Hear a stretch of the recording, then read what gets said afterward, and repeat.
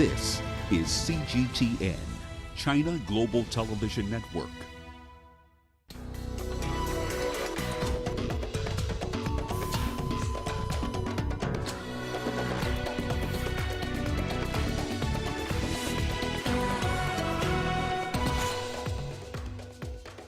Monsoon brings heavy rains and strong winds to parts of Asia. Africa CDC warns that Algeria and Tunisia are experiencing a fourth wave of COVID infections. And Japanese authorities deport a Ugandan weightlifter who went missing. Hello and welcome to Africa Live. As always, great to have you with us. I'm Richard Nta, live in Nairobi.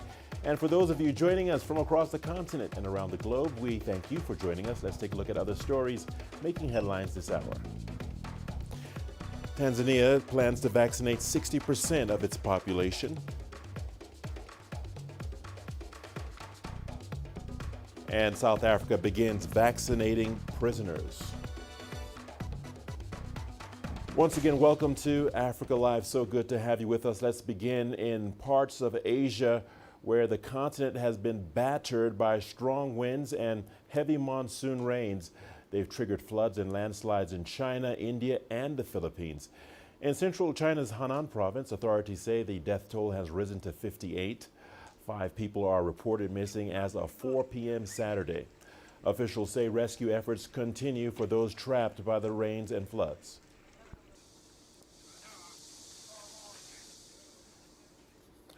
In central China's Xinjiang city, rescuers and residents across the city have been racing to build a sandbag wall to block further overflow from the river. Over 1.7 million people have been affected by record floods and downpours. Intense storms dumped a year's worth of rain on the area in just days, inundating about 120 counties. Although the rain has stopped, waterlogging and swelling rivers remain a threat, Sin Zhuan reports from Xinjiang. You can hear it's very noisy here. So I'm actually in the city of Xinjiang. I was hit over by some of the rescue workers just a minute ago. Where I'm standing now is actually on the main street of the Xinjiang Avenue. So this is the main street in the city of Xinjiang. And you can see people are working behind me around the clock to transfer sandbag. The reason why this is happening is because an overflow happened on the external canal and then it poured into the internal channel to deflood the city. So that means there is an overflow on the upstream and causing this flood pouring into the city.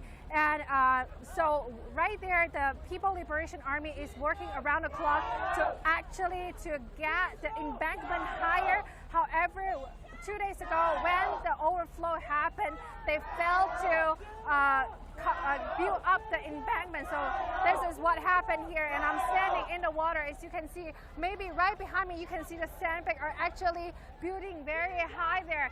The spirit is very high here. As you can see, they are cheering themselves out and saying, fighting Xinjiang.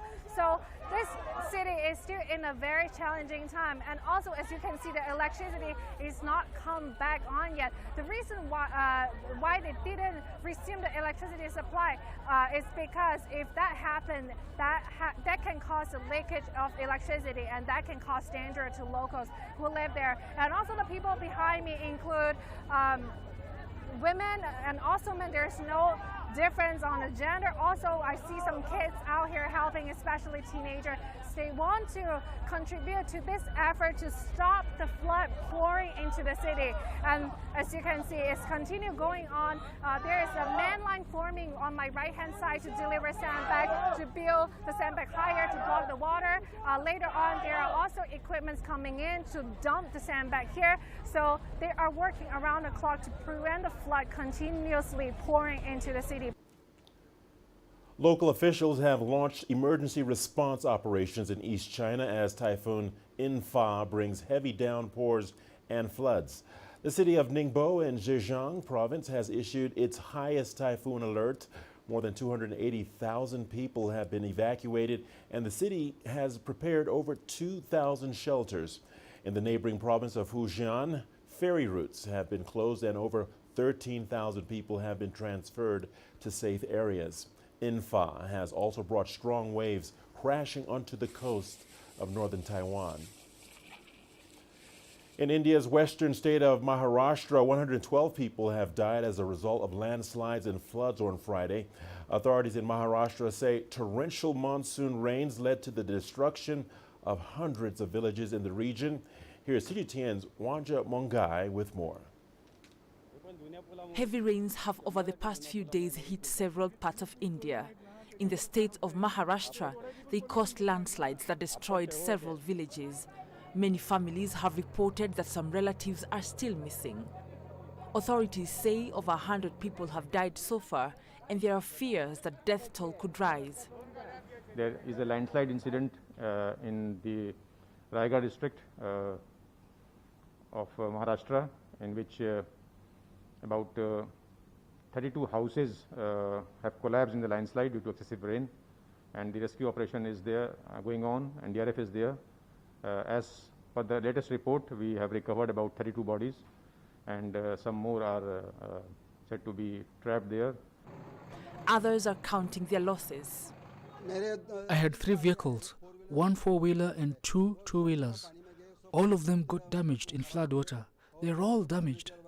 The furniture inside my house and outside also got damaged. I have suffered a lot of loss of around $10,000 US. Down south in the states of Karnataka and Telangana, rivers are overflowing, but the government says the damage there is minimal. The meteorological department says the precipitation in the last 24 hours is at 594 millimeters. The historically high rainfall has forced the government to move residents to higher areas before they release water from dams to avoid more destruction. Yesterday it rained heavily. The situation was flood-like, but as the water from the dam was not released, the water did not enter our homes. If the water is released from the dam today and the rainfall continues, flood water can enter our homes. The monsoon rains in South Asia fall between June and September. Countries in the region like India, Bangladesh and Pakistan experience severe damages every year. Submerging of villages, destruction of crops and deaths characterize the season. This comes at a time when several parts of the world are experiencing extreme rainfall in what experts are saying are manifestations of climate change. India is also trying to battle the third wave of coronavirus pandemic, with approximately 31 million infections having been reported so far, according to the United Nations.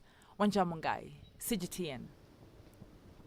While some African countries are battling the third wave of the COVID-19 pandemic, Algeria and Tunisia are already experiencing a 4th wave of infections, according to the African Centers for Disease Control and Prevention. Wilkerson Nyabwa has more on that story. As many as 29 out of 55 African countries were experiencing the third wave of the COVID-19 pandemic as of July 22nd, according to the Africa Centers for Disease Control and Prevention. Out of these, 20 countries have experienced a more aggressive third wave than previously observed. 2 countries, Algeria and Tunisia, have however already drifted into the 4th wave of the pandemic. Algeria has recorded over 157,000 COVID-19 cases since the start of the pandemic, while Tunisia has so far reported 550,000 infections. 38 countries are now reporting the Alpha variant, while 21 countries have reported the Delta variant. By Saturday, infections in Africa had passed the 6.4 million mark. Of these, 162,437 have died. Africa has administered just 61 million vaccine doses against a population of 1.3 billion people. Part of the problem lies in low access to vaccines. Some African nations are relying on the global vaccine sharing scheme, COVAX, or donations. Others have placed orders that are yet to be delivered. To help alleviate the vaccine shortage on the continent, the United States is scheduled to start delivering the first batches of 25 million doses of vaccines it is sharing with the African Union. Pfizer and BioNTech have also announced a fill and finish deal with South Africa's Biovac Institute, under which it will carry out the final stages of vaccine manufacturing, where the product is processed and put into vials. The Tanzanian government plans to vaccinate 60% of its citizens under a preliminary vaccination plan, and this is a reversal by the new government of the country's earlier stance on COVID-19 vaccines. Tanzania, Eritrea, and Burundi are the only countries on the African continent who have not started vaccinating their citizens. CGTN's Isaac Lukando has more.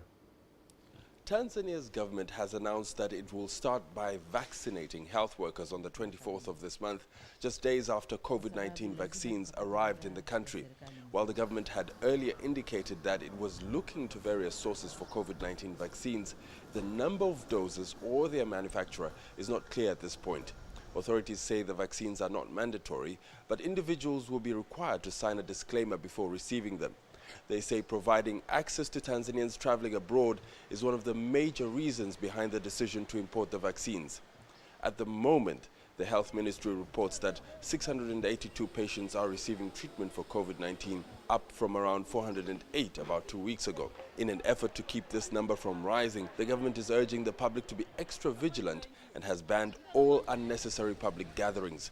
The vaccination drive is one of the recommendations of a special committee formed by President Samia Suluhu Hassan earlier this year to advise her on how best to deal with the coronavirus pandemic. The importation of COVID-19 vaccines is a clear departure from her predecessor, who often expressed reservations about them, particularly their safety. For more than a year, Tanzania had not issued any figures on COVID-19 cases, and the country's leadership was often criticized for having a relaxed approach to the disease. Isaac Lukando, CGTN, Dar es Salaam. The COVID-19 vaccination rollout for all prisoners is now underway in South Africa's correctional centers. The government has launched a campaign to vaccinate prisoners at a number of approved sites across the country. CGTN's Yulisa Njamela has more. The vaccination drive will take place at 90 prison facilities countrywide. The facilities have about 170,000 inmates. The rollout is intended to prevent outbreaks across facilities that have the potential to spread the virus to communities. We are obliged to provide vaccination for correctional officials and inmates to prevent outbreaks and ensure that basic rights of inmates, officials, and the wider community are protected. It is also helpful to vaccinate the inmates because here they are officials who work. Also, the inmates go to courts, they go to hospitals, and they interact with society, and the officials also interact with society. So vaccination of inmates also protect society at large. To date, over 291 correctional services officials and 85 inmates have died from COVID-19. Minister Lamula, who officially launched the vaccination program, says the department will work against time to meet the August deadline to provide COVID-19 vaccinations to over 8,000 inmates and personnel per day, as set by health authorities. This is in meeting the target of ensuring that we make vaccine accessible to all South Africans. This program today shows that making vaccine accessible to all South Africans, it doesn't matter where they are, they've got to be able to have access to vaccine. Just over 1,500 inmates who fall into the 50 to 59 age bracket have already been vaccinated. There's a lot of concern with people saying they don't know how is it going to treat them, how is it going to affect them.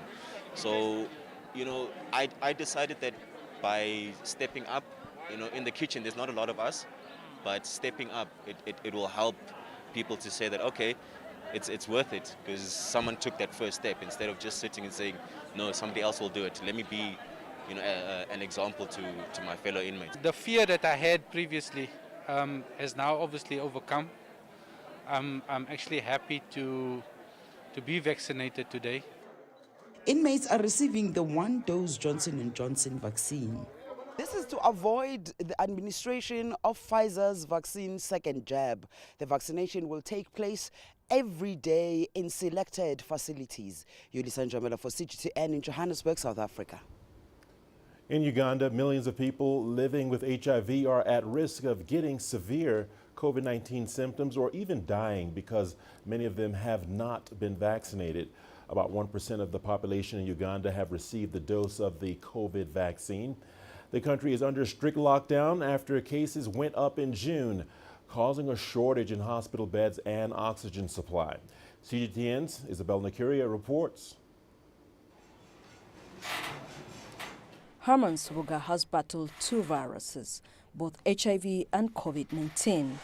She found out about her HIV positive status in 2018 and believes her ex-boyfriend infected her. Accepting her status was hard, ending up in a psychiatric hospital. She began treatment and was coping well, but in June, the new wave of COVID-19 in Uganda hit her too. You know that fear.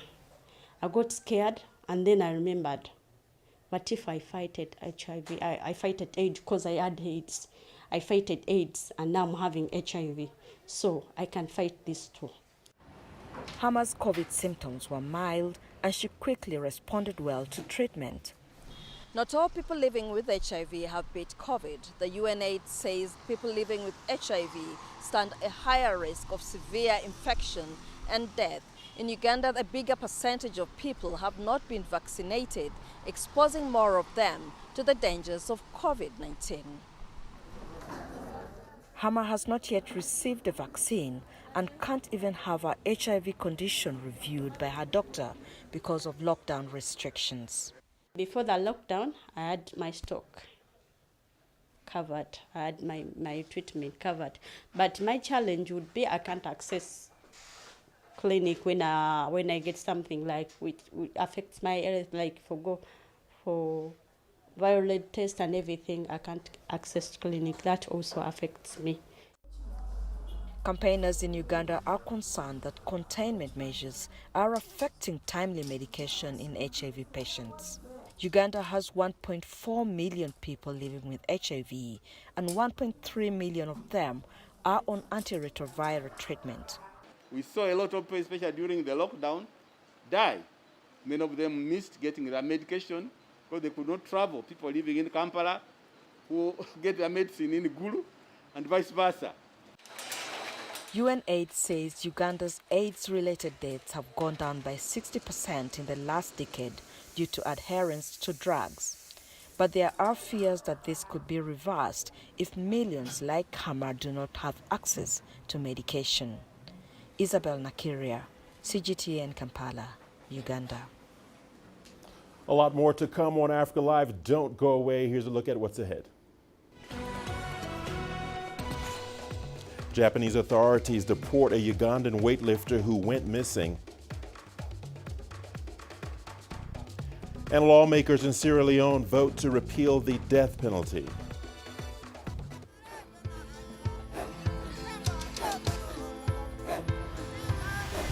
Africa is a continent of diversity, with varied climate and enchanting geography, and a people so distinct, but with a shared enduring spirit. We are at the heart of the continent to bring you the untold stories. Let's have a look. We celebrate Africa as it shapes its own destiny. Admin Shushi, Tunis, Cairo, Juba, Johannesburg, Ethiopia, Tanzania. Africa Live. Find your voice.